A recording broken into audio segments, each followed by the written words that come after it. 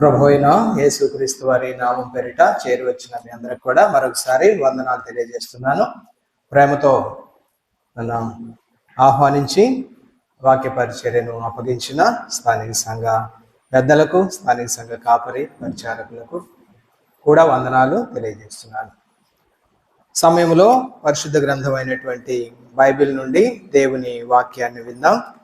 పాత నిబంధన గ్రంథంలో సమూయేలు మొదటి గ్రంథం, సమూయేలు మొదటి గ్రంథం 7వ అధ్యాయం మొదటి 12 వచనాలు. సమూయేలు మొదటి గ్రంథం 7వ అధ్యాయం మొదటి 12 వచనాలు. బైబిల్స్ ఉన్నవారు మీరు కూడా అందరూ తీసి నేను చదువుతుండగా మీరు కూడా గమనించాలని మనం చేస్తున్నాను. అంతటా కిరియత్యారీము వారు వచ్చి యెహోవా మందసము తీసుకొని పోయి కొండయందుండే అబీనాదాబు ఇంట చేర్చి దానిని కాపాడుటకై అతని కుమారుడైన ఎలియాజరును ప్రతిష్ఠించిరి. మందసము కిరియత్యారీములో ఉండిన కాలము 20 సంవత్సరములాయెను. ఇశ్రాయేలీయులందరూ యెహోవాను అనుసరింప దుఃఖించుచుండగా సమూయేలు ఇశ్రాయేలీయులందరితో ఇట్లనెను, మీ పూర్ణ హృదయముతో యెహోవా యొద్దకు మీరు మళ్ళుకొనిన ఎడల అన్య దేవతలను, అష్టారోతు దేవతలను మీ మధ్య నుండి తీసివేసి పట్టుదల కలిగి యెహోవా తట్టు మీ హృదయములను త్రిప్పి ఆయనను సేవించుడి. అప్పుడు ఆయన ఫిలిష్తీయుల చేతిలో నుండి మిమ్మును విడిపించును. అంతటా ఇశ్రాయేలీయులు బయలుదేవతలను, అష్టారోతు దేవతలను తీసివేసి యెహోవాను మాత్రమే సేవించిరి. అంతటా సమూయేలు ఇశ్రాయేలీయులందరినీ మిస్పాకు పిలువనంపుడి, నేను మీ పక్షమున యెహోవాను ప్రార్థన చేతునని చెప్పగా వారు మిస్పాలో కూడుకొని నీళ్లు చేది యెహోవా సన్నిధిని కుమ్మరించిన ఆ దినము ఉపవాసముండి యెహోవా దృష్టికి మేము పాపాత్ములమని ఒప్పుకొనిరి. మిస్పాలో సమూయేలు ఇశ్రాయేలీయులకు న్యాయము తీర్చుచూ వచ్చెను. ఇశ్రాయేలీయులు మిస్పాలో కూడి ఉన్నారని ఫిలిష్తీయులు వినినప్పుడు ఫిలిష్తీయుల సర్దారులు ఇశ్రాయేలీయుల మీదికి వచ్చిరి. ఈ సంగతి ఇశ్రాయేలీయులు విని ఫిలిష్తీయులకు భయపడి మన దేవుడైన యెహోవాను ఫిలిష్తీయుల చేతిలో నుండి మనలను రక్షించున్నట్లుగా మా కొరకు ఆయనను ప్రార్థన చేయటం మానవద్దని సమూయేలు వద్ద మనవి చేసిరి. సమూయేలు పాలు విడువని ఒక గొర్రెపిల్లను తెచ్చి యెహోవాకు సర్వాంగ బలిగా అర్పించి ఇశ్రాయేలీయుల పక్షమున యెహోవాను ప్రార్థన చేయగా యెహోవా అతని ప్రార్థన అంగీకరించెను. సమూయేలు దహన బలి అర్పించుచుండగా ఫిలిష్తీయులు యుద్ధము చేయుటకై ఇశ్రాయేలీయుల మీదికి వచ్చిరి. అయితే యెహోవా ఆ దినమున ఫిలిష్తీయుల మీద మెండుగా ఉరుములు ఉరిమించి వారిని తారుమారు చేయగా వారు ఇశ్రాయేలీయుల చేత ఓడిపోయిరి. ఇశ్రాయేలీయులు మిస్పాలో నుండి బయలుదేరి బేత్కారు వరకు ఫిలిష్తీయులను తరిమి హతము చేసిరి. అప్పుడు సమూయేలు ఒక రాయి తీసి మిస్పాకును షేనుకును మధ్య దానిని నిలిపి ఇంతవరకు యెహోవా మనకు సహాయం చేసినని చెప్పి దానికి ఎబెనెజరు అను పేరు పెట్టెను. అదే అధ్యాయం మరొక లేఖన భాగాన్ని కూడా చదువుకుందాం. 15-16 వచనాలు. సమూయేలు మొదటి గ్రంథం 7వ అధ్యాయం 15-16 వచనాలు. సమూయేలు తాను బ్రతికిన దినములన్నీయు ఇశ్రాయేలీయులకు న్యాయాధిపతిగా ఉండెను. ఏటేటా అతడు బేతేలునకును గిల్గాలునకును మిస్పాకును తిరుగుచు ఆ స్థలముల యందు ఇశ్రాయేలీయులకు న్యాయము తీర్చుచు వచ్చెను. చదవబడిన లేఖన భాగాలను దేవుడే తన ఆత్మ ద్వారా దీవించి మనందరికీ కూడా పంచిపెట్టునుగాక. ఈరోజు 2025 సంవత్సరంలో 2వ ప్రభుదినం. మిస్పా సంఘ చరిత్రలో 2024 సంవత్సరం దేవుడు ఒక అద్భుతాన్ని జరిగించిన సంవత్సరం. నిజానికి ఇక్కడ దీనికి ముందున్నటువంటి మందిరం కట్టబడక ముందు ఈ స్థలాన్ని చూసిన వారు, పాతవారు అందరూ చూశారు, కొత్త వారు చాలా మంది ఉన్నారు. వారు ఎవరు ఈ స్థలాన్ని చూడలేదు, ఎలా ఉండేదో. అలాంటి స్థలంలో ఈరోజు దేవుడు ఇలాంటి మందిరాన్ని ఇచ్చాడు అంటే దేవుడు మిస్పా పట్ల జరిగించినటువంటి ఒక అద్భుతం. ఈరోజు నా వర్తమానం టైటిల్ మిస్పా. మిస్పా అనేటువంటి వర్తమానాన్ని మనం వినబోతా ఉన్నాం. మిస్పా అనేటువంటి పదానికి కావలి గోపురము అని అర్థం. కావలి గోపురం. ఈ మిస్పా అనేటువంటి మాటని మనం ధ్యానం చేయబోతా ఉన్నాం. దానికి ముందుగా ఇప్పుడు మనం 7వ అధ్యాయంలో 12 వచనాలు, అదేవిధంగా 16, 17 వచనాలు కూడా చదువుకున్నాం. దీనిలో చరిత్ర, ఇశ్రాయేలీయులకు సంబంధించినటువంటి ఒక చరిత్ర, కొద్ది సంగతులు మీకు జ్ఞాపకం చేస్తాను. మొదటి వచనంలో అంతటా కిరియత్యారీము వారు వచ్చి యెహోవా మందసమును తీసుకొని పోయారు అని రాయబడతా ఉంది. అసలు యెహోవా మందసం అనేది ఎక్కడ ఉండాలి అంటే, దేవుడు తన ప్రజల మధ్య నివసించాలని దేవుని యొక్క కోరిక. ఏదెను వనములో దేవుడు తన స్వహస్తాలతో మానవులను నిర్మించి ప్రతిరోజు కూడా సల్లపూట ఏదెను వనానికి వచ్చి తను నిర్మించినటువంటి మానవులతో సహవాసం చేస్తూ ఉండేవాడు.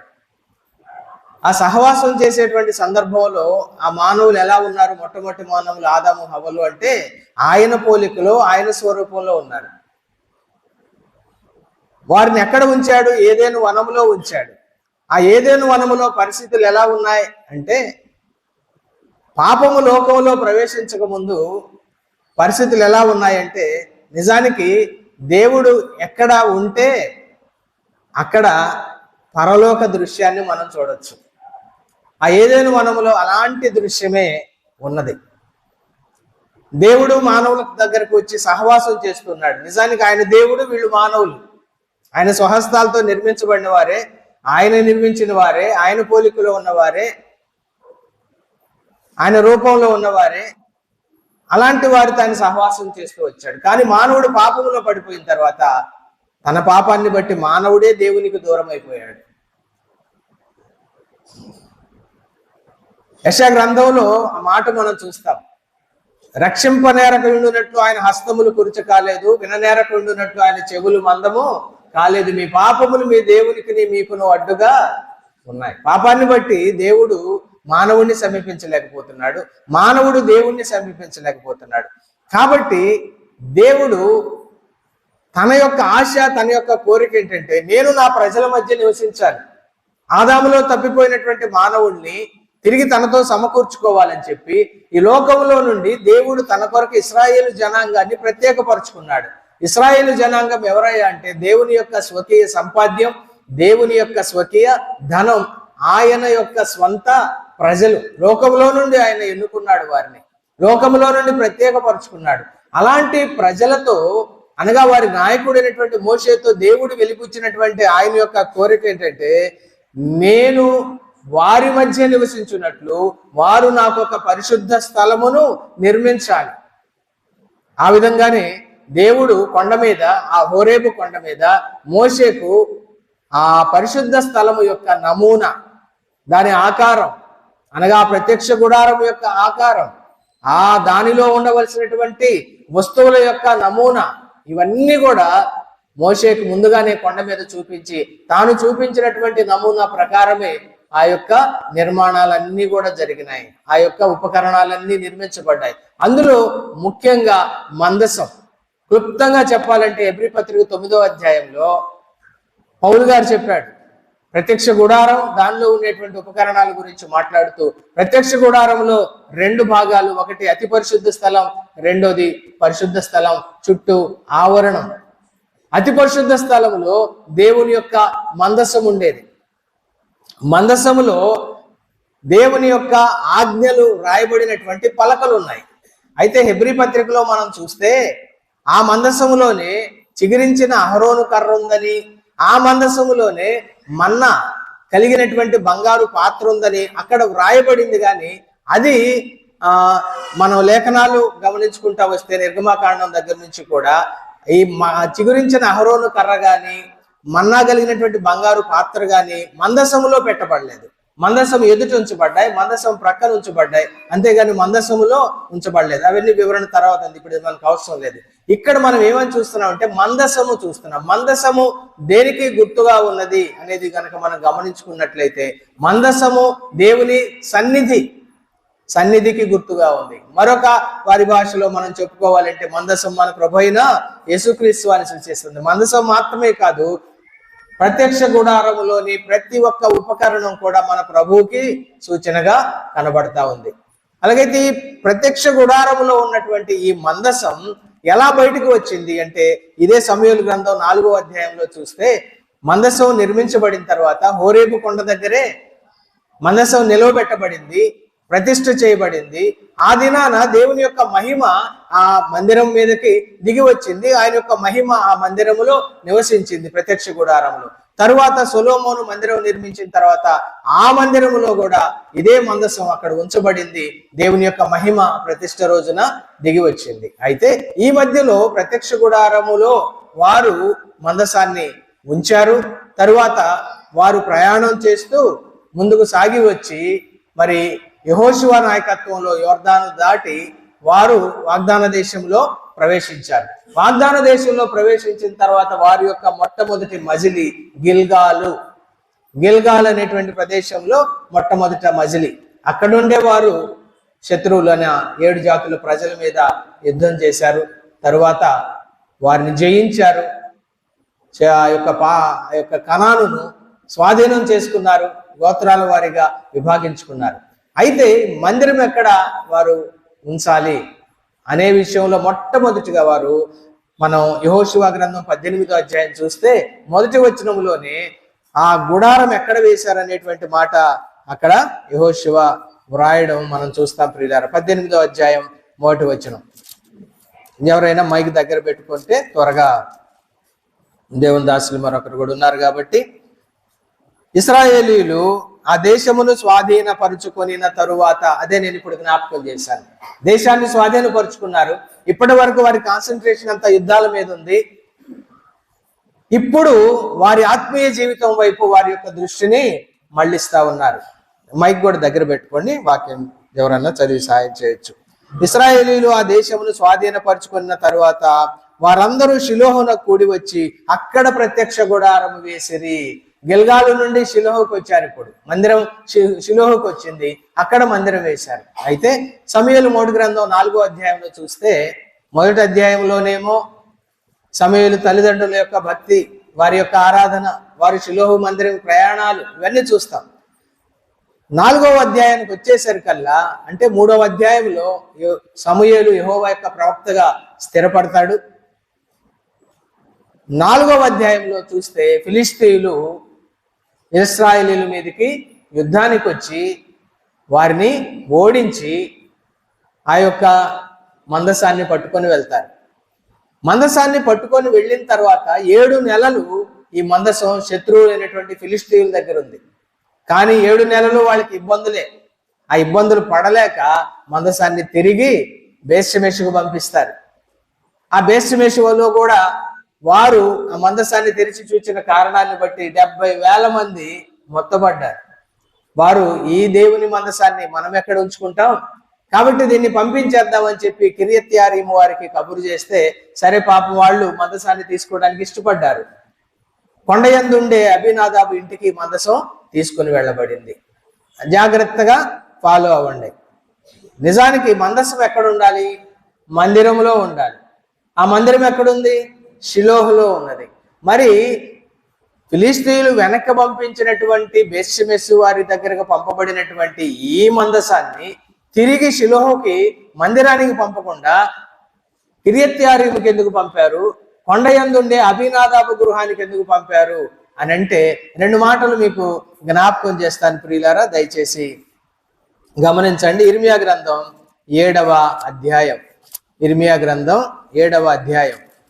ఎందుకు మందసం కిర్యత్యారీముకు వెళ్ళింది? ఇక్కడ చూడండి, 12, 13, 14 వచనాలు చదువుతున్నాను. 12, 13, 14 వచనాలు. పూర్వమున నేను నా నామము నిలిపిన షిలోహునందున్న స్థలమునకు పోయి చూడండి, నేను దానికి అనగా షిలోహుకు చేసిన కార్యము చూడండి.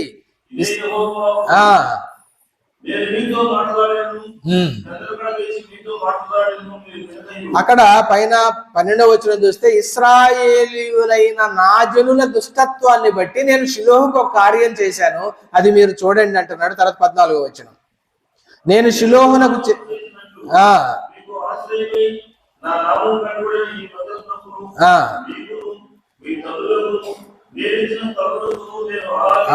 ఇక్కడ చూడండి, షిలోకి ఏం జరిగింది అనేది మనం గమనించుకున్నట్లయితే మరొక మాట కూడా చదివి మీకు 1-2 సంగతులు నేను వివరిస్తాను. 78వ కీర్తన 60వ వచనం. 78వ కీర్తన 60వ వచనం. 78వ కీర్తన 60వ వచనం.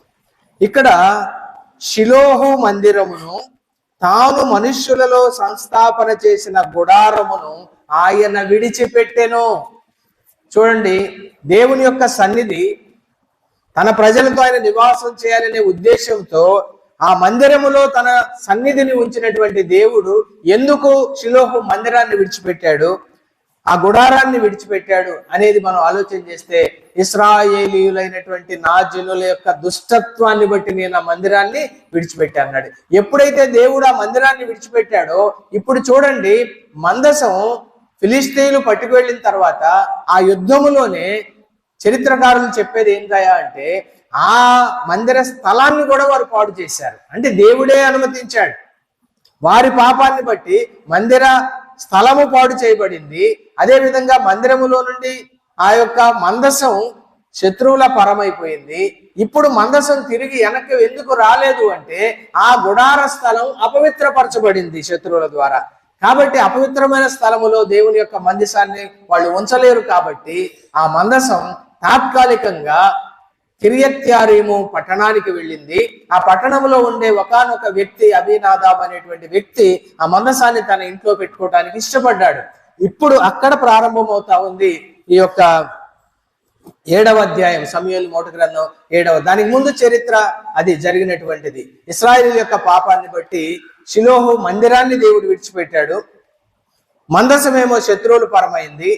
ఇప్పుడు మందసం తిరిగి వచ్చింది, కానీ మందిరానికి తిరిగి రాలేదు. ఒక వ్యక్తి యొక్క ఇంటిలో ఉన్నది. ప్రియులారా, మనకు ఒక ఆశ్చర్యం గొలిపేటువంటి సంగతి ఏంటంటే, సమూయేలు మొదటి గ్రంథం 3వ అధ్యాయం చివరి మాట మనం చూస్తే, ఒక మాట నేను చదువుతున్నాను, 3:21. మరియు షిలోహులో యెహోవా మరలా దర్శనమిచ్చుచుండెను.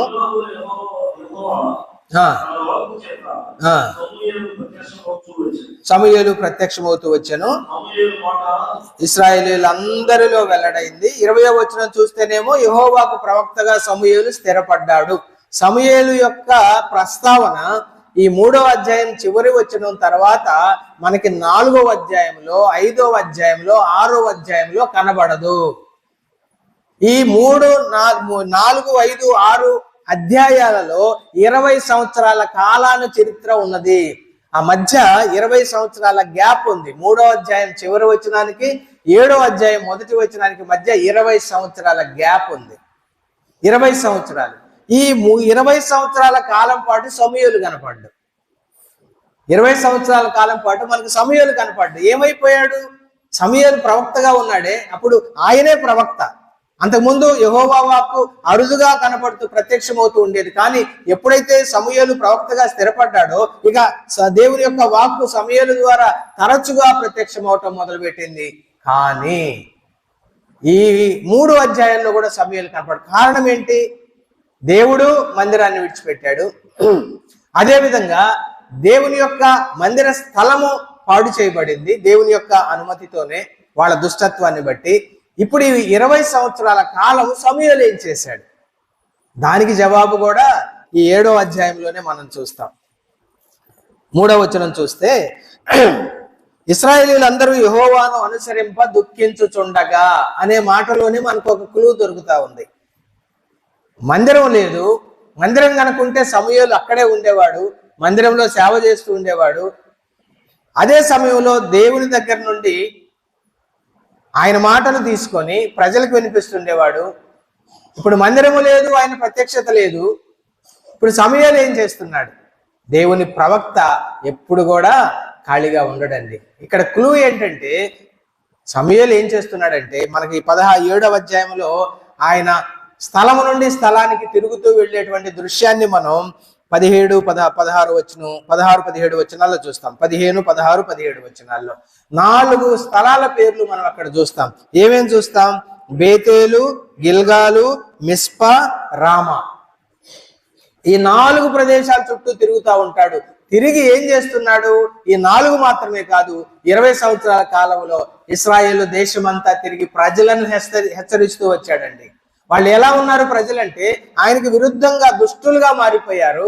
అంత మాత్రమే కాదు, ఇక్కడ ఏం చేస్తున్నారు? అన్య దేవతలైనటువంటి అష్టారోతుని, అదే విధంగా ఇంకా మళ్ళా ఇక్కడ ఏమని రాయబడిందండి? బయలుదేవతలని పూజిస్తూ వచ్చారు. ఎంత దుర్మార్గంలో దేవుని యొక్క స్వంత ప్రజలు పడిపోయారు ప్రియులారా. వారి యొక్క అజాగ్రత్త వారి యొక్క ఆత్మీయ పతనానికి దారితీసింది. అలాంటి వారిని తిరుగుతూ హెచ్చరిస్తూ వస్తే 20 సంవత్సరాల తర్వాత వారిలో కదలిక కనబడింది. అప్పుడు అయ్యో మేము తప్పు చేసామే, మేము దేవునికి దూరం అయిపోయామే, యెహోవాను మేము అనుసరింపకుండా ఇదిగో ఈ అన్య దేవతలను అనుసరిస్తూ వచ్చామే, ఈ నష్టమంతా మాకు కలుగుతుంది అని చెప్పి అప్పుడు యెహోవాను అనుసరించకపోయినందుకు వారు దుఃఖపడుతూ వచ్చారు. ఇప్పుడు చూడండి సమూయేలు ఏం చేస్తున్నాడంటే హెచ్చరించాడు, వాళ్ళని మళ్ళుకోమని చెప్పాడు, అన్య దేవతలను తీసివేయమని చెప్పాడు. ఆ విధంగా వారు కూడా అన్య దేవతలని తీసివేశారు, దుఃఖపడ్డారు వారి యొక్క పాపాన్ని బట్టి. ఇప్పుడు సమూయేలు ఏం చేస్తున్నాడు చూడండి 5వ వచనములో. అంతటి సమూయేలు ఇశ్రాయేలీయులందరినీ మిస్పాకు పిలువనంపుడి. మిస్పా అనే మాట ఇక్కడే కాదు, మనం ఆది కాండములోనే మిస్పా అనేటువంటి మాటను మనం చూస్తాం. 31వ అధ్యాయంలో లాబాను, యాకోబు వారిద్దరు కూడా మిస్పా అంటే అక్కడ ఒక రాళ్ల కుప్పను వేస్తారు. ఒక సాక్షిగా ఒక రాళ్ల కుప్పను వేసి నేను ఇది దాటి నీ దగ్గరకు రాను, నువ్వు ఇది దాటి నా దగ్గరకు రావద్దని చెప్పి లాబాను ఆయన అల్లుడైనటువంటి యాకోబు ఇద్దరు ఒక ఒప్పందం చేసుకొని ఆ కుప్పను సాక్షిగా పెట్టి ఆ కుప్పకు గలేద్ అని పేరు పెట్టారు. అయితే అది మిస్పా అని పిలువబడింది. అది మిస్పా అంటే ఇప్పుడు మనం ఫిజికల్ గా మనం కనుక ఆలోచన చేసినట్టయితే చాలా రాళ్లు తీసుకొని వచ్చారు, ఎత్తైనటువంటి ఒక రాళ్ల కుప్పను వేశారు. అనగా ఒక రాళ్లతో నిర్మించబడినటువంటి ఒక ఎత్తైనటువంటి ప్రదేశం.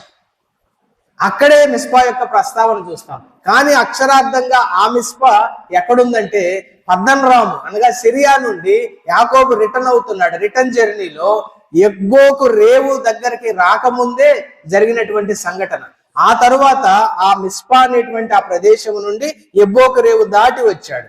ఇప్పుడు ఈ మిస్పా ఎక్కడ ఉంది అంటే యోర్దాను నదికి తూర్పు వైపున ఎబ్బోకు రేవుకు ఉత్తరాన ఈ ఆదికాండం గ్రంథంలోని 31వ అధ్యాయంలోని మిస్పా ఉంటుంది. మిస్పాలు చాలా ఉన్నాయండి గ్రంథంలో, చరిత్రలో చాలా ఉన్నాయి. అయితే ఎక్కువ సార్లు ప్రస్తావించబడినటువంటి మిస్పా ఇప్పుడు మనం చూసినటువంటి 7వ అధ్యాయంలోని మిస్పా ఎక్కువ సార్లు ప్రస్తావించబడింది. అక్కడే అనేకమైనటువంటి సంఘటనలు జరిగినాయి. ఈ మిస్పా ఎక్కడుందంటే బెన్యామీను గోత్రంలో ఉంటుంది, అంటే యోర్దానుకి పడమటి వైపున ఉంటుంది. ఇది ఆదికాండంలో కనపడేదేమో యోర్దానుకి తూర్పు వైపున ఉంటే ఇది యోర్దానుకు పడమటి వైపున బెన్యామీను గోత్రంలో ఉంటుంది. కాబట్టి ఇది లొకేషన్ పరంగా. అయితే ఇక్కడ చూడండి ఇశ్రాయేలీయులందరినీ మిస్పాకు పిలువనంపుడి అనేటువంటి మాట మనం చూస్తా ఉన్నాం ప్రియులారా. అలాగైతే మిస్పాకు పిలువనంపాలట. నేను నాకున్నటువంటి సమయంలో మిస్పా యొక్క 10 ప్రత్యేకతలు మీకు తెలియచేయాలని ఇష్టపడుతున్నాను. మిస్పా యొక్క 10 ప్రత్యేకతలు. మొట్టమొదటి ప్రత్యేకత ఏమిటి అంటే ఆదికాండం గ్రంథంలో ఇప్పుడు మనం జ్ఞాపకం చేసుకున్న మాటను నేను చదివి వినిపిస్తాను. ఆదికాండం 31వ అధ్యాయంలో ఈ 48 ఇవన్నీ కూడా 48 నుంచి 53 వచనాల వరకు కూడా ఉన్నటువంటి మాటల్లో ఇక్కడ చూడండి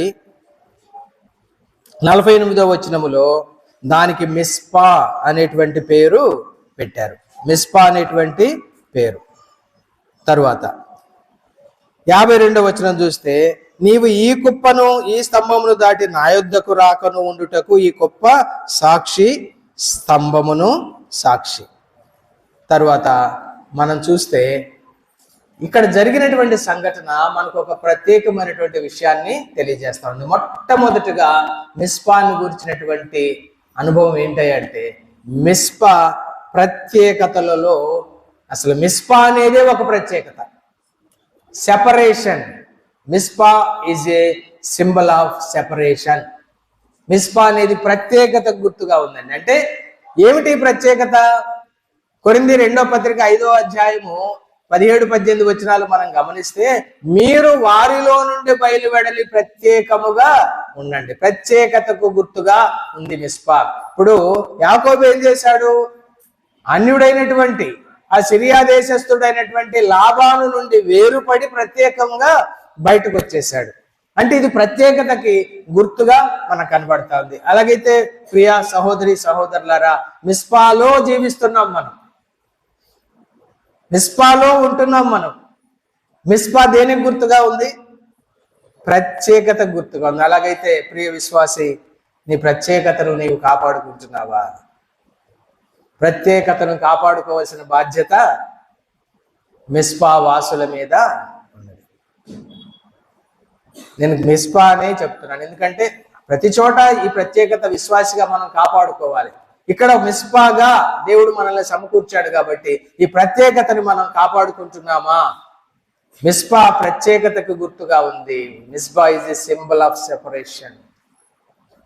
ఇది మనం జ్ఞాపకం చేసుకుందాం. రెండవది ఏంటో చూద్దాం. మనం ఇక్కడే ఇదే అధ్యాయం నుండి అనేక సంగతులు ఉన్నాయి. సమూయేలు మొదటి గ్రంథం 7వ అధ్యాయం తర్వాత చూస్తే చదువుతున్నాను 5వ వచనంలో, ఇశ్రాయేలీయులందరినీ మిస్పాకు పిలువనంపుడి, నేను మీ పక్షమున యెహోవాకు ప్రార్థన చేతును అని చెప్పగా 6వ వచనం, వారు మిస్పాలో కూడుకొనిరి. రెండవదిగా మిస్పాలో కూడికలు ఉన్నాయి. మిస్పాలు ఏమున్నాయండి? కూడికలు ఉన్నాయి, కూడుకోవటం ఉంది. ఎవరు కూడుకుంటున్నారు ఇక్కడ అని అంటే, సమూయేలే చెప్తున్నాడు కదా, మిస్పాలో ఇశ్రాయేలు అందరినీ సమకూర్చండి అని చెప్తున్నాడు. అందరినీ అంటే మళ్ళా మనకి చాలా డౌట్స్ వస్తూ ఉంటాయి. ఒక మాట మీకు జ్ఞాపకం చేస్తాను. మిస్పాలో ఎవరిని సమకూర్చాలి మనం? ఒక మాట చూడండి, పాత నిబంధన గ్రంథం నుండి యోవేలు గ్రంథం 2వ అధ్యాయం 16-17 వచనాలు, లేదా 16వ వచనం, 15-16 వచనాలు. యోవేలు గ్రంథం 2వ అధ్యాయం 15-16 వచనాలు. సియోనులో బాకా ఊదుడి, ఉపవాస దినము ప్రతిష్ఠించుడి, వ్రత దినము నియమించి ప్రకటన చేయుడి, జనులను సమకూర్చుడి, సమాజ కూటము ప్రతిష్ఠించుడి. ఇప్పుడు చూడండి, ఇది అందరు చదవండి దయచేసి. పెద్దలను పిలువనంపుడి, చిన్నవారిని స్తన్యపానము చేయి బిడ్డలను తోడుకొని రండి. చూడండి, మందిరానికి ఎవరిని పిలవాలి? సమూయేలు ఒక మాట అన్నాడు, అందరినీ పిలవండి అన్నాడు. అందరినీ పిలవాలి. ఎక్కడికి చెప్పండి? ఎక్కడికి? మిస్పాకి. అందరినీ పిలవండి. పెద్దవాళ్ళని, పిల్లల్ని, స్త్రీలని, స్తన్యపానం చేసేటువంటి వాళ్ళని, అంటే పాలు తాగే చంటి బిడ్డల్ని అందరినీ కూడా తీసుకొని రావాలి. ఇప్పుడు సహజంగా మందిరానికి పిలిచేటువంటి బాధ్యత, ప్రజలను తీసుకొచ్చే బాధ్యత మనం అనుకుంటాం. పెద్దలు ఉన్నారు, దేవుని సేవకుడు ఉన్నాడు, పరిచారకులు ఉన్నారు, అది వాళ్ళ బాధ్యత అని మనం అనుకుంటాం. కానీ ప్రియ సహోదరి సహోదరులారా, ఇందులో మనకి 2 పాఠాలు ఉన్నాయి. ఒకటి, మందిరానికి ప్రజలను తీసుకొని రావాలి. ఇది ఒకటైతే ఇది మన బాధ్యత, ప్రతి విశ్వాసి యొక్క బాధ్యత. ప్రతి విశ్వాసి యొక్క బాధ్యత. నేను రక్షించబడ్డాను, నేను మందిరానికి వెళ్తున్నాను, నాతో పాటు నా బంధువుల్లో ఇంకా రక్షణ పొందని వారిని నేను మందిరానికి తీసుకొని రావాలి. నా స్నేహితులు ఎవరినైనా తీసుకొని రావాలి. ఇది బాధ్యత ప్రతి విశ్వాసి మీద కూడా. అదే విధంగా చాలా సార్లు మనం పిల్లల్ని తీసుకురాం, అల్లరి చేస్తారని.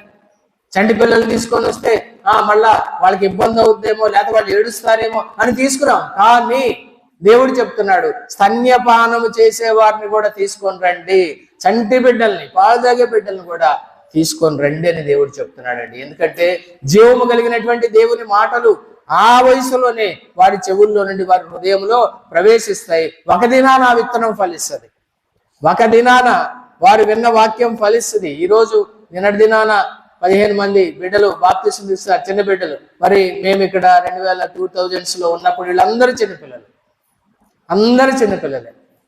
మరి ఈరోజు వారు యవనస్తులయ్యారు. ఆ బీజం పనిచేసింది, ఆ బీజం అందరి హృదయాల్లో పనిచేసింది. రక్షించబడటం మాత్రమే కాదు, నిన్నటి దినాన బాప్తిస్మ సాక్ష్యం ఇచ్చారు, అందరూ సంఘములో చేర్చబడ్డారు అందరూ. ఎంత గొప్ప సంగతి ప్రియులారా. కాబట్టి మిస్పాలో కూడికలు ఉన్నాయి, అందరినీ తీసుకొద్దాం. తర్వాత కూడికలన్నిటికీ చేరి వద్దాం, కూడికలన్నిటికీ కూడా చేరి వద్దాం. కూడికలు జరిగినప్పుడు మిస్పాలో ఇక్కడ మాత్రమే కాదండి, అనేక సార్లు మిస్పాలో వారు కూడుకున్నారు. ఒక 2 మాటలు మీకు జ్ఞాపకం చేస్తాను. న్యాయాధిపతుల గ్రంథం 20వ అధ్యాయం 1వ వచనం. న్యాయాధిపతుల గ్రంథం 20వ అధ్యాయం 1వ వచనం. అంతటా ఇశ్రాయేలీలందరూ బయలుదేరి దాను మొదలుకొని బెయేర్షెబా వరకును గిలాదు దేశము వరకును వారి సమాజము ఏక మనస్సు కలిగి మిస్పాలో యెహోవా సన్నిధిని కూడెను. చూడండి, కూడుకున్నారు, మిస్పాలో కూడుకున్నారు. ఇప్పుడు మూడవదిగా మిస్పాలో ఏముందయ్యా అంటే, మిస్పాలో ఏక మనస్సు ఉంది. ఏక మనస్సు అంటే ఐక్యత. మిస్పాలో ఏముంది? ఐక్యత ఉంది, ఏక మనస్సు ఉంది, ఉండాలి. మిస్పాలో ఏముండాలి? ఐక్యత ఉండాలి, ఏక మనస్సు ఉండాలి. ఉన్నది అని ఇక్కడ మనం చూస్తా ఉన్నాం. మిస్పాలో ఏక మనస్సు ఉంది. మిస్పాలో ఏక మనస్సు ఉందా లేదా అని మనం ప్రశ్న వేసుకోవాలి. అనేక సార్లు ప్రియులారా, దేవుని సంఘము యొక్క ఐక్యతకు, దేవుని సంఘము యొక్క ఏకత్వానికి నేనేం చేయగలను? ఏకత్వానికే సుమా, ఏకత్వం చెడగొట్టడానికి కాదు. చాలాసార్లు తెలియకుండా మనమే ఈ ఏకత్వాన్ని భగ్నం చేసేటువంటి వారంగా ఉంటాం. కానీ మిస్పాలో ఏముంది? ఏకత్వం ఉంది. ఏక మనస్సుతో వారు కూడుకున్నారు ప్రియులారా, ఏక మనస్సుతో కూడుకున్నారు. అంత మాత్రమే కాదు, ఏక మనస్సు, ఎంత ఏక మనస్సు అంటే అక్కడే 11వ వచనం చూడండి, న్యాయాధిపతులు 20:11 వచనం. కాబట్టి ఇశ్రాయేలీయులందరూ ఒక్క మనుష్యుడైనట్టుగా ఏకీభవించారు. ఎంత అద్భుతమైనటువంటి దృశ్యం అండి. నిజానికి 10 తలకాయలు కలిస్తే ఒక తలకాయ కలవదు, కలిపినా కలవదు. భిన్నమైన భావాలు, భిన్నమైన విధానాలు. కానీ ఇశ్రాయేలీయులు మిస్పాలు ఎలా కూడారో తెలుసా? చెప్పండి, ఎలా కూడారు? ఏక మనసుతో కూడారు. ఎలాంటి ఏక మనసు అంటే అసలు అంత మంది కూడా ఒక్క మనిషిలాగా ఏకీభవించారండి. ఒక మనిషికి ఒకే అభిప్రాయం ఉంటది కదా, కాబట్టి అంతమంది కూడా ఒకే అభిప్రాయంతో ఒక్క మనిషిలాగా కూడారండి. ఇందులో సంఘ సత్యం కనపడతా ఉంది, మనకి సంఘ సత్యం కనపడతా ఉంది. కొన్ని మొదటి పత్రికలో 12వ అధ్యాయంలో మనం గమనించినప్పుడు ఈ పోలికను మనం అక్కడ చూస్తాం ప్రియులారా. 2 మాటలు అక్కడ మీకు జ్ఞాపకం చేస్తాను. కొరింథీ మొదటి పత్రిక 12వ అధ్యాయంలో 12వ వచనం నుండి 12-13 వచనాలు చదువుతాను. శరీరము ఏకమై ఉన్నను అనేకమైన అవయవములు కలిగి ఉన్నదో. చూడండి, పోలిక. శరీరం ఒకటే, కానీ అవయవాలు చాలా ఉన్నాయి మన శరీరంలో అవయవాలు. అలానే శరీరము యొక్క అవయవములన్నీ అనేకములై ఉన్నను ఒక్కటే శరీరమై ఉంది. చూడండి, శరీరం ఒక్కటే కానీ అవయవాలు చాలా ఉన్నాయి. అవయవాలు చాలా ఉన్నాయని అన్నిటినీ శరీరం అంటామా? శరీరం ఒక్కటే. తరువాత 13, అలాగే క్రీస్తు ఉన్నాడంటూ యూదులమైనను గ్రీసు దేశస్థులమైనను దాసులమైనను స్వతంత్రులమైనను మనందరము ఒక్క శరీరములోనికి ఒక్క ఆత్మయందే బాప్తిసం పొందాము, మనందరము ఒక్క ఆత్మను పానము చేశాము. ప్రియులారా, అద్భుతమైనటువంటి పోలిక ఏకత్వానికి సూచనగా మనకు కనబడతా ఉంది. మిస్పాలో ఏముందండి? ఏకత్వం ఉన్నది. ఎలాంటి ఏకత్వం? అందరూ కలిసి ఒక్క శరీరమైనట్లుగా జీవించేటువంటి ఏకత్వం, సహవాసం చేసేటువంటి ఏకత్వం ఉన్నదని మనం చూస్తా ఉన్నాం. తర్వాత ఇదే సమూయేలు మొదటి గ్రంథం 7వ అధ్యాయంలో మనం చూస్తే సమూయేలు ఎందుకు వారిని పిలిచాడు అంటే 5వ వచనంలో చూస్తే, నేను మీ పక్షముగా యెహోవాకి ప్రార్థన చేస్తానయ్యా, నేను ప్రార్థన చేస్తాను. మిస్పాలో ఏముందండి? ప్రార్థన ఉన్నది. నాలుగవదిగా మిస్పాలో ప్రార్థన ఉన్నది. ఎలాంటి ప్రార్థన తెలుసా? యెహోవా ఆలకించాడు మిస్పాలో చేసిన ప్రార్థన. ఇక్కడ చూడండి, తొమ్మిదవ వచనం చూస్తే, ఇశ్రాయేలీయుల పక్షమున యెహోవాను ప్రార్థన చేయగా యెహోవా అతని ప్రార్థన అంగీకరించెను. అనగా మిస్పాలో చేయబడిన ప్రార్థనలు అంగీకరించబడుతున్నాయి. మిస్పాలో చేయబడిన ప్రార్థన అంగీకరించబడింది. అలాగైతే ఈ ప్రార్థన ఎంత విలువైనదండి. చాలాసార్లు ప్రార్థనా కూడికలను మనం నిర్లక్ష్యం చేస్తూ ఉంటాం. ప్రార్థనే కదా, ఆరాధనకు వెళ్తే చాలులే. బైబిల్ క్లాసే కదా, ఆరాధనకు వెళ్తే చాలులే. స్త్రీల కొడుకే కదా, ఆరాధనకు వెళ్తే చాలులే. యూత్ మీటింగే కదా, ఆరాధనకు వెళ్తే చాలులే. ఈ విధంగా మనం ఆలోచన చేస్తూ ఉంటాం. కానీ ప్రార్థనా కూడిక, మిస్పాలో ప్రార్థన ఉన్నది. ఆ ప్రార్థన దేవుడు ఆలకించాడు, అంగీకరించాడు. జవాబులు పొందుకున్నటువంటి ప్రార్థనలు. అలాగైతే ప్రియ సహోదరి సహోదరులారా, మనము ప్రార్థనకి కూడా అంతే ప్రాధాన్యత ఇవ్వాలి. మిస్పాలో ప్రార్థనా కూడికలు ఉన్నాయి. మనం చూస్తే కీర్తనలు 34:17లో భక్తుడు ఏమంటాడు చూడండి. ఆ మాట మనకి చాలా అవసరమైనటువంటి మాట. యెహోవా ఆలకించును. కారణం ఏంటంటే 15వ వచనం చెప్తాడు, యెహోవా దృష్టి నీతివంతుల మీద ఉన్నది, ఆయన చెవులు వారి మొరలకు వగ్గి ఉన్నాయి. ప్రియులారా, అలాగైతే ఇలాంటి ప్రార్థనను మనం ఎందుకు నిర్లక్ష్యం చేయాలి? ప్రార్థనా కూడికకు కూడా అందరం చేరి వద్దాం. దేవుని సన్నిధిలో కూడి రావడం అనేది చాలా ముఖ్యమైనటువంటి సంగతి. అలాగైతే ప్రియ సహోదరి సహోదరులారా, ఈ ప్రార్థనకు దేవుడు జవాబిస్తున్నాడంటే మనము వద్దాం, బయలుదేరి వద్దాం, మన ప్రార్థనా విన్నపాన్ని తెలియచేద్దాం. మనం కూడా అందరితో కలిసి ప్రార్థన చేద్దాం. మనం కూడా అందరితో కలిసి ఆమేన్ చెబుదాము. తర్వాత మరొకటి చూద్దాం. 5వదిగా మిస్పాలో ఏముంది అనేది మనం చూద్దాం ప్రియులారా. ఇదే మళ్ళా సమూయేలు మొదటి గ్రంథం 7వ అధ్యాయానికి గనక మనం వెళ్ళినట్లయితే ఇక్కడ చూడండి, సమూయేలు చేసినటువంటి కార్యం 10వ వచనం. సమూయేలు దహన బలి అర్పించుచుండగా అనేటువంటి మాట మనం చూస్తున్నాం. సమూయేలు 9-10 వచనాల్లో చూస్తే, పాలు విడువని ఒక గొర్రె పిల్లను తెచ్చి యెహోవాకు సర్వాంగ బలిగా అర్పిస్తా ఉన్నాడు. అలాగైతే బలి అర్పణలు ఉన్నాయి మిస్పాలో బలి అర్పణలు ఉన్నాయి. ఎలాంటి బలి? పాలు విడువనటువంటి ఒక గొర్రె పిల్లను తెచ్చి. నిజానికి పాలు విడువని గొర్రె పిల్ల అంటే ఎలాంటి దోషం లేనటువంటిది, కల్మషము లేనటువంటిది, నిష్కపటమైనటువంటిది. ఇది మన ప్రభు అయిన యేసుక్రీస్తు వారికి సాదృశ్యంగా ఉందండి.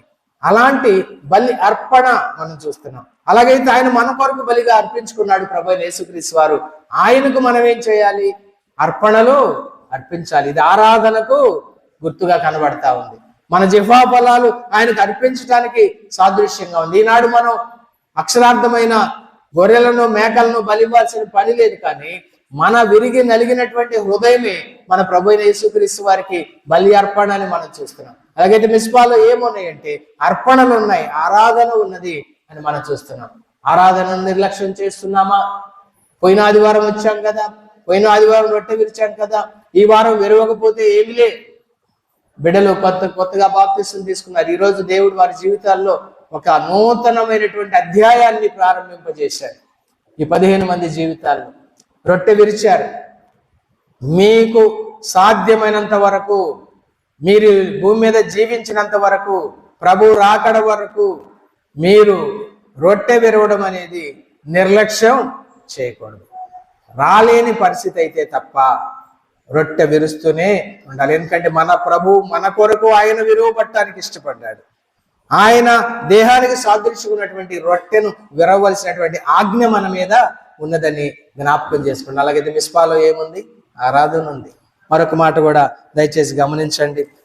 సమూయేలు మొదటి గ్రంథంలోని 7వ అధ్యాయం 10వ వచనం చూస్తే, సమూయేలు దహన బలి అర్పించుచుండగా ఫిలిష్తీయులు యుద్ధము చేయుటకై ఇశ్రాయేలీయుల మీదకి వచ్చిరి. అయితే యెహోవా ఆ దినమున ఫిలిష్తీయుల మీద మెండుగా ఉరుములు మురిమించి వారిని తారుమారు చేయగా వారి ఇశ్రాయేలీయుల చేత ఓడిపోయేరి. అలాగైతే ప్రియ సహోదరి సహోదరులారా, మిస్పాలో దేవుడు ఆశ్చర్య కార్యాలు జరిగించాడు. మిస్పాలో ఆరాధన జరుగుతూ ఉంటే, మిస్పాలో ప్రార్థన జరుగుతూ ఉంటే, మిస్పాలో కూడిక జరుగుతూ ఉంటే, ఈ కూడికను ఆపేయడానికి శత్రువులు బయలుదేరి వచ్చారు. అక్షరార్థంగా మనం ఈ అనుభవం గుండా వచ్చాం, ఈ అనుభవాల గుండా వచ్చాం. గత 25 సంవత్సరాలుగా అనేక సార్లు ఇలాంటి అనుభవాల గుండా వచ్చినప్పుడు ఎవరు మన పక్షాన పోరాడారు? ఆనాడు మిస్పాలో కూడుకున్నటువంటి ఇశ్రాయేలీల మీదకి ఫిలిష్తీయులు బయలుదేరి వస్తే ఎవరు వారి పక్షాన పోరాడారు చెప్పండి? యెహోవా దేవుడే వారి పక్షాన పోరాడాడు. ఇశ్రాయేలీలు పోరాడారా? ఇశ్రాయేలీలు పోరాడారా? అక్కడ రాసి ఉందా? ఇశ్రాయేలీలు పోరాడలేదు. వారు కూడికలో ఉన్నారు అంతే. వారు ఆరాధన చేస్తున్నారు, వారు ప్రార్థన చేస్తున్నారు, వారు వాక్యం వింటున్నారు. ప్రియులారా గమనించండి, శత్రువులు బయలుదేరి వచ్చారు. అయితే దేవుడు వారి పక్షాన బయలుదేరి వారి మీద యుద్ధం చేశాడు. ఎలాంటి యుద్ధం? ఆకాశం నుండి ఆయన ఉరుములు ఉరిమించాడట, వారిని తారుమారు చేశాడంటే దేవుడు ఆశ్చర్య కార్యం జరిగించాడు. మిస్పా చరిత్రలో, మన మిస్పా చరిత్రలో ఎన్నో ఆశ్చర్య కార్యాలు దేవుడు జరిగించాడండి. మన పక్షాన దేవుడు ఎన్నో యుద్ధాలు చేశాడు. చేతిలో 10 లక్షలు ఉన్నాయి, 15 లక్షలు ఉన్నాయి. 1,15,00,000 మందిరాన్ని దేవుడు ఇచ్చాడు. ఎవరు వచ్చినాయి? ఎట్టా వచ్చినాయి? ఆశ్చర్యకార్యం కాదా ఇది? దేవుడు మన పక్షాన జరిగించిన ఆశ్చర్య కార్యం కాదా? అద్భుతం కాదా? అలానే శత్రువులు వచ్చినట్టు ఆటంకాలు వచ్చినాయి కూడిక ఆపేయడానికి. ఫిలిష్తీయులు బయలుదేరి వచ్చారు. బలి జరగకూడదు, అర్పణ జరగకూడదు, ఆరాధన జరగకూడదు, ప్రార్థన జరగకూడదు, వాక్య పరిచర్య జరగకూడదు. ఫిలిష్తీయులు బయలుదేరి వచ్చారు. వచ్చినాయి ఆటంకాలు. ఎవరి ఆటంకాలను తొలగించారు? ఆశ్చర్యకరుడు, అద్భుతాలు చేసే దేవుడు, ఆయన బిడ్డల పక్షాన యుద్ధమాడే దేవుడు. యుద్ధమో యెహోవాదే. దావీదు ఎప్పుడో గుర్తించాడు ఈ సంగతి. మనం కూడా అంతే. అలానే ఇక్కడ జరిగింది అది. దేవుడు తన ప్రజల పక్షాన ఆయన యుద్ధమాడాడు, ఆశ్చర్యకార్యం జరిగించాడు, అద్భుతమైనటువంటి మందిరాన్ని ఇచ్చాడు. అనేకమైనటువంటి పరిస్థితుల గుండా దేవుడు మనల్ని నడిపించుకుంటూ తీసుకొని వచ్చాడు. అందులో పాలు పంచుకున్న వారు అనేక మంది ఇక్కడ ఉన్నారు. ఇలాంటి పోరాటాల్లో దేవునికి స్తోత్రం చెల్లిస్తూ ఉన్నాను. నమ్మదగిన దేవుడు ఆశ్చర్య కార్యాలు మన మధ్య జరిగించాడు. వాటిని బట్టి మనం ప్రభువుని ఎంతగానో స్తుతించ బద్దులమైన ప్రియులారా.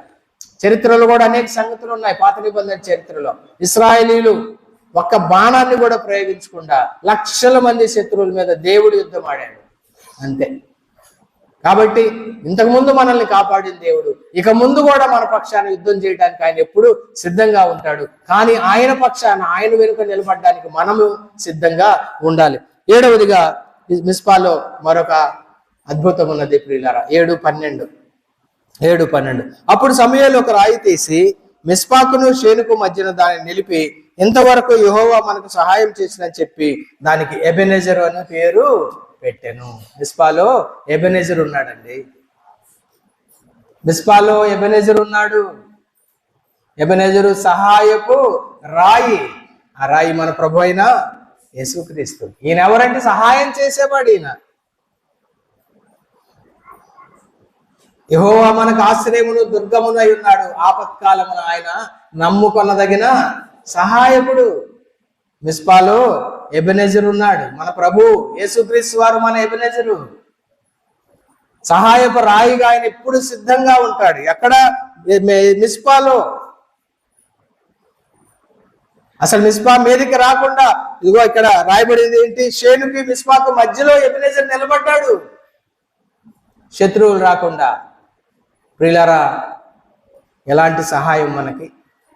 ఆశ్చర్యకరమైనటువంటి సహాయం.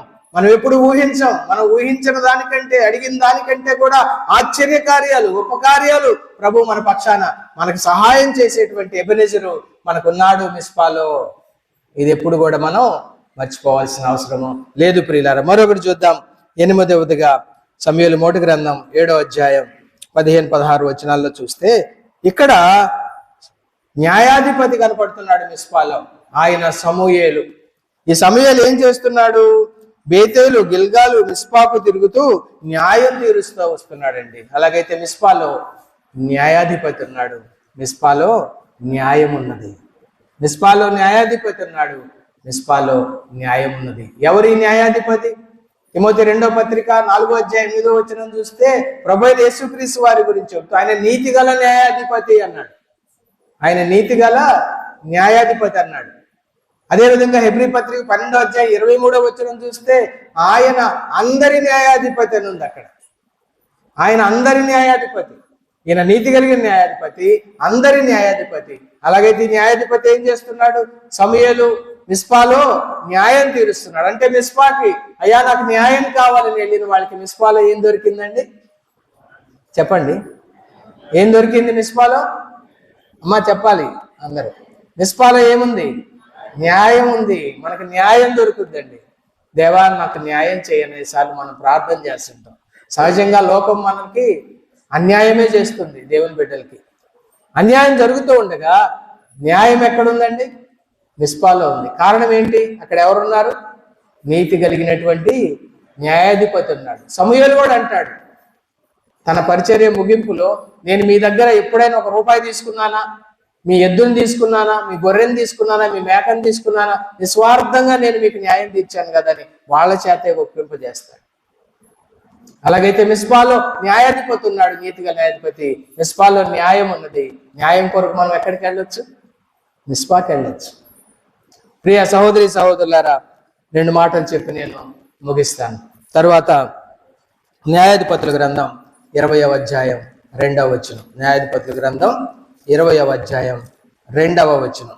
మొదటి వచనం కూడా కలిపి చదువుతాను మళ్ళా. ఇది అంతటా ఇశ్రాయేలీయులందరూ బయలుదేరి దాను మొదలుకొని బెయేర్షెబా వరకును గిలాదు దేశము వరకును వారి సమాజము ఏక మనసు కలిగి మిస్పాలో యెహోవా సన్నిధిని కూడెను. ఇక్కడ దాను మొదలుకొని బెయేర్షెబా, ఇది ఒక దేశం అంతటిని సూచించేటువంటి ఒక పదం అండి. దాను మొదలుకొని బెయేర్షెబా. మనం కాశ్మీర్ మొదలుకొని కన్యాకుమారి అని మన భారతదేశం గురించి ఎలా చెప్తామో అలానే దాను మొదలుకొని బెయేర్షెబా అనే పదం ఐక్య ఇశ్రాయేలు రాజ్యం అంతటిని సూచిస్తా ఉంది. కాబట్టి రాజ్యంలో ఉన్నటువంటి ప్రజలందరూ కూడా ఏక మనస్సు కలిగి మిస్పాలో యెహోవా సన్నిధిలో కూడుకున్నారు. ఇప్పుడు 2వ వచనం మనకు కావాలి. దేవుని జన సమాజమునకు చేరిన వారు. అమ్మ జాగ్రత్తగా వినండి మాట. పిల్లల వైపు చూడొద్దు, నా వైపు చూడండి దయచేసి. తర్వాత పిల్లల వైపు చూద్దరు. దేవుని జన సమాజం, పిల్లలకు సంబంధించిన వాళ్ళు మాత్రం జాగ్రత్త కొరకు ఒక్కళ్ళు చూడండి అంతే. అందరు చూడాల్సిన పని లేదు. Don't disturb yourselves. ఇక్కడ చూడండి, దేవుని జన సమాజమునకు చేరిన వారు ఇశ్రాయేలీయుల గోత్రములన్నిటికీ పెద్దలుగా ఉన్నవారై కత్తి దీవు 4 లక్షల కాలు బలము కూడుకొనిరి. చూడండి ఎక్కడ కూడుకున్నారు? 4 లక్షల కాలు బలం. వీళ్ళందరూ ఎవరు? కత్తి దూసే సామర్థ్యం ఉన్నటువంటి వారు. అలాగైతే మిస్పాలో ఎవరున్నారంటే మిస్పాలో పోరాట యోధులు ఉన్నారండి. కత్తి దూసే సామర్థ్యం ఉన్న వాళ్ళు ఉన్నారు. ఏ కత్తిది? ఆనాడు అక్షరార్థంగా కత్తి దూసేవారు కూడుకున్నారులే. ఈనాడు మిస్పాలో కత్తి దూసే సామర్థ్యం కలిగినటువంటి పోరాట యోధులు ఉన్నారు. ఆత్మ ఖడ్గం, దేవుని వాక్యం ఎరిగిన వారు ఉన్నారు. మిస్పాలో పోరాడే యోధులు ఉన్నారు. ఏ పోరాటం ఇది? హోషేయ గ్రంథం 12వ అధ్యాయం చూస్తే యాకోబు మగసిరి గలవాడై పోరాడాడట. నిజానికి యాకోబు చేసిన యుద్ధాలు ఏమైనా రాయబడినాయా? ఇది యాకోబు మగసిరి గలవాడై దేవుని దూతతో పోరాడాడంట. దూతతో పోరాడి జయం పొందాడంట. ఏమిటి పోరాటం అంటే? ప్రార్థనా పోరాటం అండి. ప్రార్థనా పోరాటం. మిస్పాలో ఎవరున్నారంటే ప్రార్థనా పోరాట యోధులు ఉన్నారు. కాబట్టే మిస్పాలో ఇన్ని విజయాలు దేవుడు మనకి ఇచ్చాడు. ఇది మనం మర్చిపోకూడదు. మిస్పాలో ప్రార్థనా పోరాట యోధులు ఉన్నారు. అంత మాత్రమే కాదు, వీళ్ళందరూ ఎవరంటే దేవుని జన సమాజానికి చేరినటువంటి వారు. వీళ్ళందరూ రక్షించబడి ఆరాధన చేసేటువంటి వారు ఉన్నారు మిస్పాలో. వీళ్ళందరూ ఎవరంటే పోరాట యోధులు, అందరూ ప్రార్థనా పరులు, ప్రార్థనలో పోరాడేటువంటి వారు. వీరందరూ ఎవరు? కత్తి దూసే సామర్థ్యం ఉన్నవారు, అనగా వాక్యం ఎరిగిన వారు. వాక్యం తెలియని వారు ఎవరు లేరు ఇక్కడ. వాక్యం ఎరిగిన వారు ఇక్కడ మనకి కనబడతా ఉన్నారు ప్రియులారా. వాక్యం ఎరిగినటువంటి వారు. ఎంత గొప్ప మాట అండి. ఎవరు వీళ్ళంటే మళ్ళా దేవుని జన సమాజానికి చేరినటువంటి వారు, సంఘములో రొట్టె విరిచేవారు, ఆరాధన చేసేవారు. దేవుని జనసంఖ్యలో సంఘములో చేర్చబడినటువంటి వారు వీళ్ళారు. ఇలాంటి పోరాట యోధులు మిస్పాలో ఉన్నారు. చివరిగా నేను ముగిస్తున్నాను. 10వదిగా మిస్పా అనేటువంటి పదానికి కావలి గోపురం అని అర్థం కదా. కావలి గోపురం అనేది సహజంగా పాత రోజుల్లో ఊరంతటి చుట్టూ ప్రాకారాలు ఉండేవి.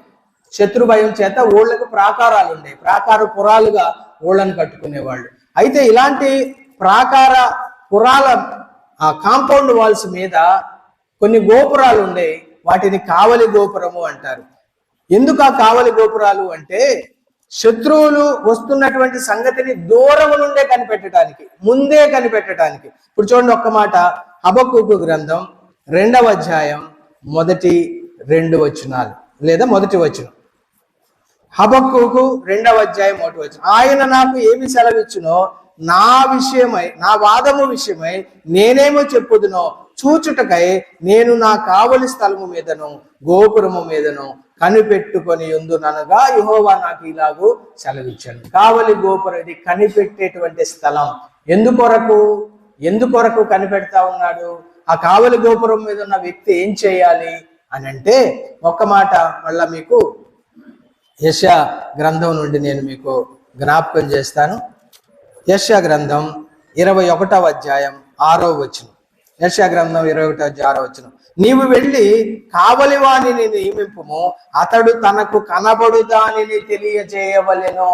ఇప్పుడు చూడండి, కావలి గోపురం మీద ఎక్కి కూర్చొని ఈ కావలి వారు అంటే వీరెవరు? యెహెజ్కేలు అంటాడు, నరపుత్రుడా నేను నిన్ను ఇశ్రాయేలీలకు కావలివానిగా నియమించి తిని. అంటే కొంతమంది బాధ్యత కలిగినటువంటి వారు ఉన్నారు సంఘములో. వీరు కావలి గోపురం మీద అనగా అది ఎత్తైన స్థలం, ఉన్నత స్థలం అనగా దేవుని పాదాలు, అంతే. దేవుని పాద సన్నిధి అక్షరార్థంగా ఎత్తైనటువంటి స్థలం. ఆ ఎత్తైన స్థలం ఏంటి? మన ప్రభువు నివసించే స్థలం. ఆయన ఉన్నత స్థలముల్లో నివసించేటువంటి ఉన్నతుడు ఆయన. అలాంటి ఆయన పాదాల దగ్గర కనిపెట్టి ఏం చేయాలి అంటే కనబడిన దానిని తెలియచేయాలంట. అంత మాత్రమే కాదు, వారు హెచ్చరికలు చేయాలట. నేను ముగిస్తున్నాను ఎక్కువగా ఎలాబరేట్ చేయకుండా. అలాంటి వారు మిస్పాలో ఉన్నారు. కావలి గోపురం మీద నిలిచేటువంటి వారు ఉన్నారు అనగా దేవుని పాదాల దగ్గర కనిపెట్టుకొని ప్రార్థించి హెచ్చరించేటువంటి వారండి.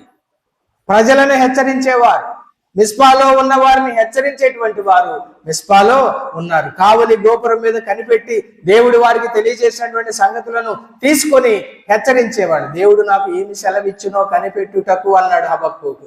దేవుడు అలాగనే ఆ కావలి గోపురం దగ్గర కనిపెడుతూ ఉండగా సెలవిచ్చాడు. సంఘానికి వచ్చేటువంటి ఆపదలు ఏమిటి? ఆపదలు అక్షరార్థంగా రాకపోవచ్చు, ఆత్మీయంగా వస్తాయి ఆపదలు. శత్రువు ఎప్పుడు కాచుకొనే ఉంటాడు. ఎలా వస్తాడు?